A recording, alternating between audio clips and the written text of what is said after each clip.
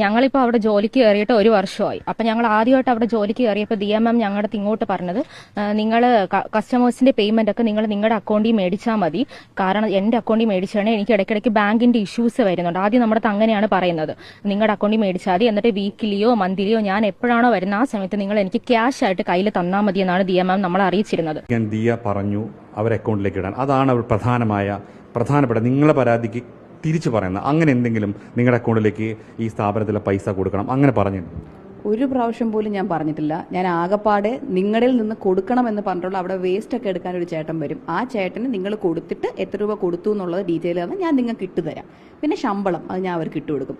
അവരെനിക്ക് ഇങ്ങോട്ട് ഒരു മൂക്കിപ്പൊടി വാങ്ങിക്കാനുള്ള പൈസ പോലും എനിക്ക് തന്നിട്ടില്ല. അവർ ഇതുവരെ തന്നില്ല. ഇനി അഥവാ തരണമെങ്കിൽ തന്നെ അവർ ATM പോയി എടുക്കണമല്ലോ. അത് ഏത് ATM ആണെന്നൊന്ന് പറഞ്ഞാൽ അവിടുത്തെ CCTV നമുക്ക് പരിശോധിക്കാമല്ലോ. എല്ലാ ദിവസവും വൈകുന്നേരം അവർ എടുക്കണമല്ലോ കൃത്യമായി എനിക്ക് തരണമെങ്കിൽ. അപ്പം നമുക്ക് എല്ലാവർക്കും ആ ATMന്റെ CCTV പരിശോധിക്കാം. ബലമായി